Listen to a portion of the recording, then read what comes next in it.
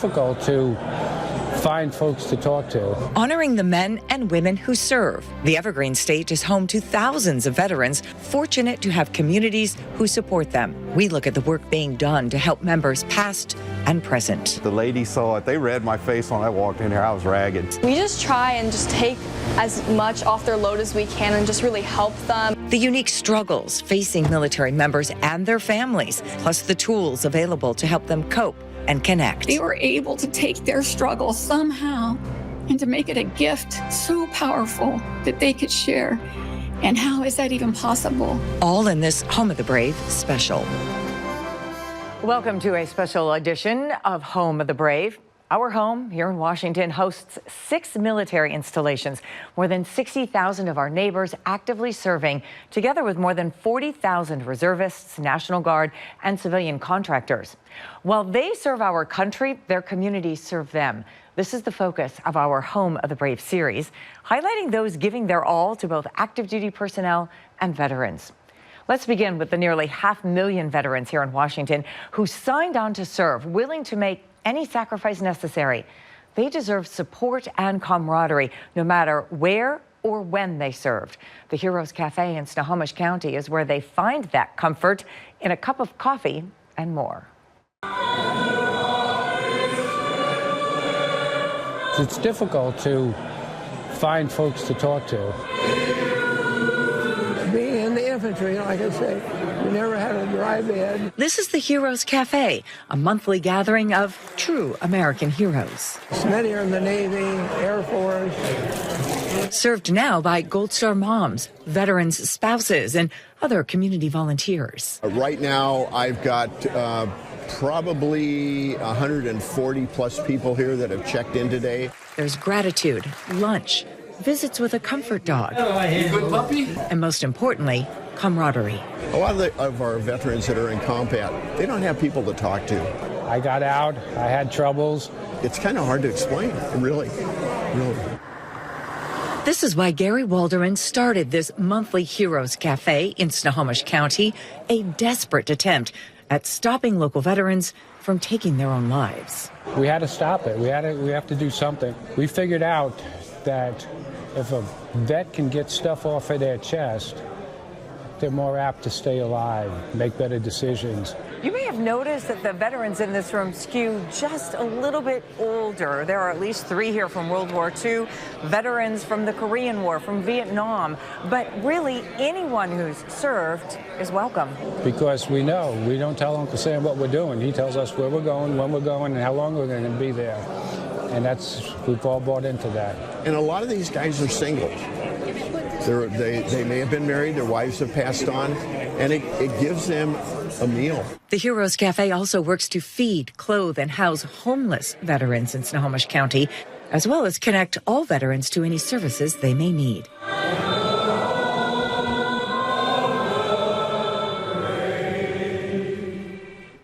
The Heroes Cafe in Linwood meets on the 4th Tuesday of every month at the New Life Church. It's become so popular, additional meetings are now held in Shoreline and Woodinville. And this is such a critical link for veterans. We want people to be able to find those meetings. We will be sharing this QR code with you throughout the show. It's right there on the side of your screen. Just point your phone to that code, and you can go directly to our Home of the Brave page for more information. Of course, none of those gatherings would exist without people willing to put them on. Some have no military connections at all, but the majority of those volunteers who keep those monthly gatherings going are veterans, military spouses, or military moms. I met 2 very special Gold Star mothers who now make it their mission to serve local veterans. Good morning, you guys. Coleslaw for you? Myra Rentamaki and Linda Clennon-Swanberg are veteran volunteers at the Heroes Cafe in Linwood. How's Marie? Doing well. Tell her I said hello. They serve coffee, lunch, and plenty of smiles to more than 150 veterans every month. For us, it's really heartwarming to actually be able to have a space to have our veterans come and gather together and really share. I can't describe what it brings to your heart and to your mind. Neither one had many military family members. Still, Each of their sons chose to serve their country. My son, Stephen Renton, joined the Marines when he was just 17 and a half, trained at Camp Pendleton, and then on his 21st birthday, left for Iraq. That's where she tells me Corporal Stephen Renton was part of a peacekeeping mission. I really didn't know what they did over there. And his Humvee was hit with an IED, an explosive device. Renton was just 21 when he died in that attack, September 16th, 2004. Linda's son Shane also chose the Marines. She says searching for his path in life after graduating Juanita High School in 2000. And 2002, on the sofa said, should I join the Marines? And it just blew me out of the water. He said some things that his lifestyle was not very savory at the time and he'd rather die a hero. I said, well, you're not going to die. After basic training, he moved from Camp Pendleton to 29 Palms, the Air Ground Combat Center in California. Then he was deployed. He gave me a laundry list of things he needed to be sent. I'm sitting at my job at the Redmond Fire Department and getting a box ready to send off. And the two Marines come in and tell me he passed. And I said, no, I was in denial. I just have this email from him. Shane Clennon Swanberg died September 15th, 2005, just 10 days after he arrived in Iraq. So in that wake of the disaster and coming through that, I have found a new calling. And the calling is that room. I'll let you hang on to one. They have coleslaw down there. It's near and dear to my heart, and I do it in honor of my son. It's called #Legacy Guardian. So I am my son's guardian of his legacy. Two Gold Star moms truly dedicated to their sons, the freedoms they fought and died for, and all others who choose to serve. Yes. Hal Howard is another one of those dedicated volunteers in Snohomish County. He's a veteran who now drives other veterans to and from their medical visits. Strangers to start, a caring relationship builds on the road. An 80-year-old Army veteran driving a 67-year-old Navy veteran to his doctor's appointments. It's very good. Helps me out a lot. Hey, I've been given an extra life here with medicine. And I'm not going to sit at home saying, oh, wonderful, I woke up today.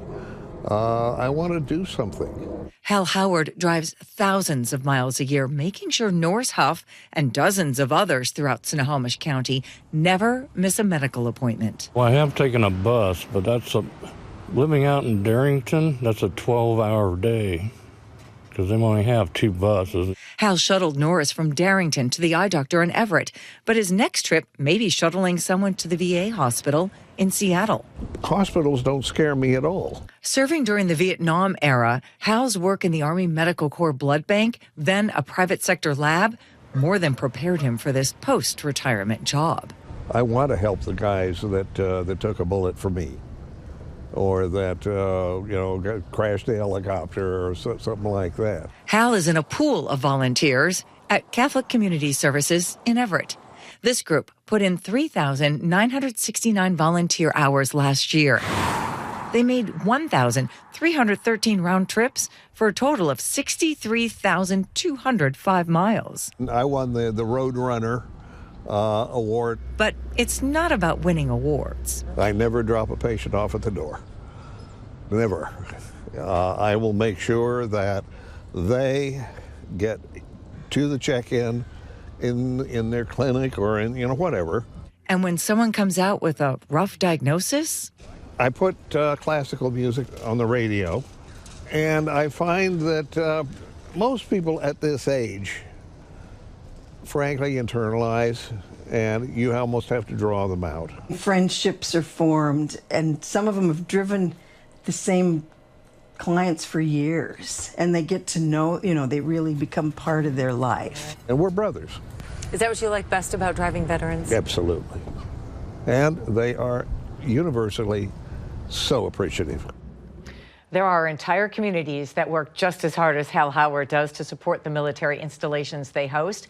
Naval Station Everett, now commanded by a University of Washington graduate, is a great example of this.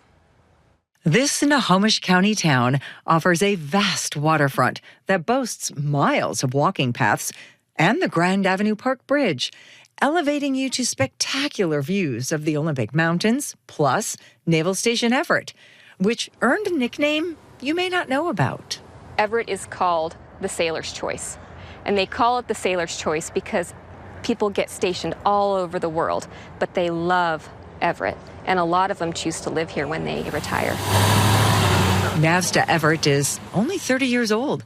Lisa Lefevre tells me the Port of Everett sold the Navy this land back in the 80s. The base officially opened in 1994. Everett sometimes gets passed over, but to me, it's the little gem that's up here in the Pacific Northwest. Commanding Officer Captain Stacy Withier tells me it took her 24 years to get back here since graduating from the University of Washington. She's now in command as this base gets ready to homeport the next generation of guided missile frigates. So we are working to look at what we need in terms of facilities, people support to have the new class of ship be homeported in Everett. You know, they add something to the community. And even though the base is tucked away down on the waterfront, there is a daily reminder that the Navy is here.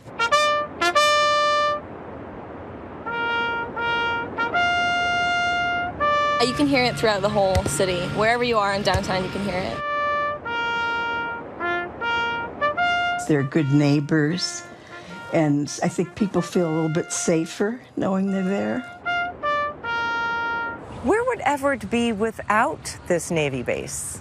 Oh gosh, you know, we are fierce advocates for the Navy. I can't imagine Everett without the Navy today. Home is where the Navy sends you, and the community is such a big part of making whatever place we go to home that I think we would be just not as successful without the support of the community. Captain Withier tells me every sailor and their families truly appreciate the support they already get in Everett and throughout Snohomish County and are looking for a long-lasting relationship into the future. Fewer than 1% of Americans serve in the military, putting them in an exclusive club, a family of their own. Nobody wants to be a member of the group who's lost a family member, however, killed in action or who died of suicide. The numbers there are unreal. The VA estimates 22 veterans die from suicide every day. 22 every single day. They leave behind more than a void. Those lost lives also create guilt, shame, and remorse. Knowing that a service that I love so much also can snatch a life away. And not just being killed in action, but when you come home, there are wounds. Those wounds compounded for Saudi McVeigh's son, Bryce. He was deployed to Taji, Iraq with the Army's 307th Engineer Battalion. He survived an IED blast, later telling his mom it was the worst pain he'd ever felt. He said he felt like his lips were blown off. You could have lost him then, and it didn't happen, by the grace of God. But later, when Bryce separated from the Army, Saudi tells me she and her husband, both Air Force veterans, could see he was struggling. They tried to help him, but while she was deployed in Afghanistan, she got that call. And there was a nurse there, and I said, my son shot himself. Jay and Karen McNabb also got that call when their son, Mark, a Navy veteran, shot himself. He told me one day, he says, I'm not going back out, no matter what. That was after Mark McNabb had a breakdown serving on a Navy ship. The Navy provided medical services, but his parents knew it was not helping as much as they'd like. Things that he had said, it was like a crooked smile that I'd never seen before. These parents, now Gold Star families, suicide now included in this fellowship no one wants to claim. I really was waiting for him to stand up, wipe your knees, and get up and move. And I will say, as a leader in the military, I also expected that. And I'm ashamed of that, definitely.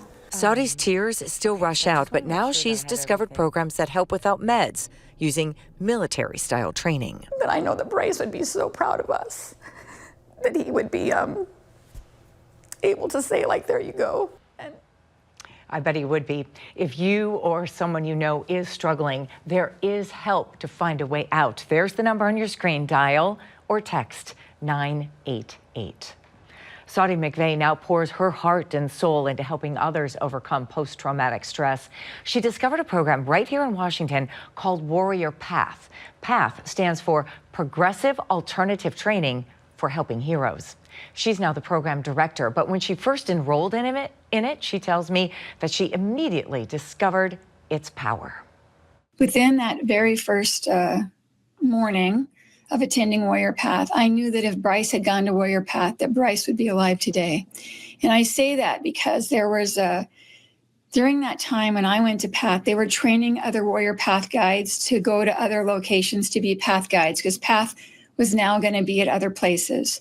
And 7 of those young men that were going to be Path guides had held a weapon to their mouth, but they were standing there in front of me teaching this class. So it hit me in a way that I wasn't prepared for. And I was super emotional already. And then very emotional that morning, and slightly envious that these young men were there and that they were telling their stories. So impactful. And so what I learned is that like your story never ends. Really, it doesn't end. And that they were able to take their struggle somehow and to make it a gift so powerful that they could share. And how is that even possible? And what I learned is that I needed regulation. I needed to ground myself. I needed to learn to reset, to have that ability to do that. And that's what Warrior Path does. And so PATH stands for Progressive Alternative Training for Helping Heroes. Can you give us any details on how it really transformed your thinking? So part of it is really it's about connection and really changing your mindset. And so part of the training is it's a roadmap. And so if I can explain the roadmap real quick, there's 2 things that happen first off in the roadmap. And the first part is trust and connection. When we begin to talk and we really just open up and are truthful, that's that first little piece is trust. And then when we can truly connect in a way that is honest, raw, and authentic, that's the first part of the roadmap. And then education, to really, really learn about post-traumatic growth in a way that you're not telling somebody what they need to do, but you're just opening up and sharing and explaining the concept of what post-traumatic growth looks like. Because trauma, for example, doesn't discriminate. Trauma is trauma, and it's not really so much the event of what trauma is. It is really the aftermath of what trauma does, and it's the effects of what trauma causes to people. Trauma can cause a shift in how you believe about yourself, what you believe about others, and really what you believe about the whole world. And then the second part of that, or the next part of that roadmap after trust and connection and then education, it's about regulation. So it's a reset by being regulated and grounded, and by teaching true ways to ground yourself, whether that's meditation, whether it's finding ways to truly relieve stress in a way that to metabolize stress. And we teach well over 30 wellness practices. By doing that, you get a reset. And that's throughout the day, not just one time, but several times throughout the day. And the next part is disclosure. And disclosure really means opening up. And if you're grounded and regulated, then you can really tell your story, because story matters. And that means disclosing even the things that are the hardest things to disclose. And when you can really open up and share shame and or guilt, it releases in a way that allows you to take the weight of the world off your shoulders. And when you can share openly and honestly without judgment, and not having that fear of being judged. And we say using like an onion, for example, if I share a little bit, maybe you'll share a little bit, versus just opening it up and just blabbing it, because people get afraid then. And then the next part after disclosure, we say is story. And that means really snatching a pen and writing new chapters because of the things that have happened to you and not in spite of them. And really looking into this big, beautiful windshield of the world and not living in a small rearview mirror. That's what story means. And then the last part of that phase and or piece of the roadmap is service. If you can tend to your own heart first and really do self-care and fill your own cup, it allows you then to be in service to others. Many people will really say like they want to take care of somebody else first, and it's all in our DNA to do that. But if you don't tend to your own heart, you begin to get worn out, and it's difficult to take care of other people. So the real roadmap to post-traumatic growth is those pieces in those phases. And by doing that, That's how you get to share openly with your boss and or with the people that you're around, just by using that roadmap often. And it sounds kind of nutty, but really that is how you do it. And then that lets people be honest, because quite honestly, every single person you know has struggle. And when we can normalize that, that allows us then really to shift and to change and to be there for people, and they're not alone in their struggle. So you believe that had this program been offered to Bryce, had he been able to use it, that it would have made a difference? Because you were, as a family, trying to do all you could to help him. 100%. I actually believe that Bryce could not disclose the things that was weighing him down. Sharing their stories is part of the Training and Discovery with Warrior Path. As Hadi just explained, it's offered to all veterans, active duty personnel, and first responders. You can find out more information about Warrior Path simply by scanning that QR code on your screen. It will take you to our story on the Home of the Brave page at KOMOnews.com. The United Service Organization, or USO, is now more than 80 years old, but many people have no idea that it helps about 5 million military service members and their families every year.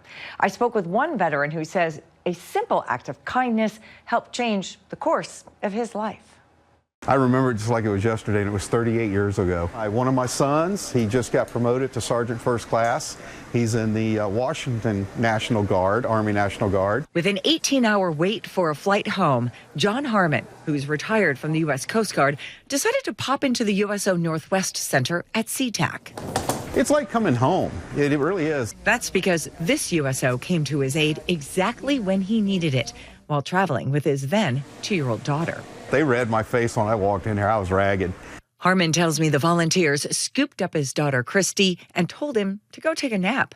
Exhausted from flying from his post in Alaska with a toddler, he slept for 3 hours. And when I got up, they had taken care of Christy. They had changed her clothes. They had fed her. They had washed her down. It's a memory that I'll never forget. You know, I'll never forget that memory. And it's something that I've cherished. And it was because of the USO. We want today's volunteers to be able to have that same story told about them because they care. Executive Director John Langang tells me about 1 in every 10 people who walk through these USO doors are children, served by volunteers of all ages. We just try and just take as much off their load as we can and just really help them and be here for them. It's community, and that's what it really is. And moving is another one of those activities that most Americans dread. But for members of our military, they don't have a choice. That can be quite hard on their spouses and on their children. Volunteers with the USO Northwest do what they can to help ease that stress. This is our goal. This is what we're going to be making today. This may look like a simple gathering of crafters, but it's so much more. We make connections. I love those connections. Junko Pelch, an Air Force officer for a decade, then military spouse, now coaxes it along, leading holiday crafts or teaching origami. And you can use your creativity to layer it however you want. She and Becky Beach lead these coffee connections every single month to help Army and Air Force spouses at JBLM connect with one another. And they get chatty Cathy at the tables because they're talking about, oh, I like yours. Oh, that looks good. To get to know each other and to just connect with each other as a community. Jedden Park has also done it the hard way. When she and her husband, JBLM's Garrison Commander Kent Park, first married, they spent most of their honeymoon driving to Alaska. That was my first deployment as a military spouse. Next came a new baby. Then her husband's first deployment to Iraq. On her own for more than a year, Jedden connected with other spouses on base. We did form a tight-knit community, but I could see how this would have been a great stress reliever for us. There's something new every month here, like learning a new recipe from the chef to the generals at the Pentagon, Army Sergeant Amber Jenwright. And so these are for them to connect with other spouses that become their friends, or sometimes they tell them about daycare that they can get if they're looking for a job. Sometimes you just don't know what you don't know until someone tells you, right? The coffee connection here at JBLM swells and shrinks with changing posts, but one thing is constant. The space and the volunteers are here to help, so military spouses don't have to navigate things like childcare or finding new doctors completely alone. JBLM ranks as the 4th largest military installation worldwide, plus the largest Army-run base in the United States. Despite those big rankings, it still relies heavily on community support. Joint Base Lewis McChord is a large installation, and we call it power projection platform. In other words, this is where we project national power. JBLM's prime mission is to deploy units overseas. We are a full day faster by ship into any of the hot zones in the Pacific than the western coast of California. We are a full hour faster by air. I love the sound.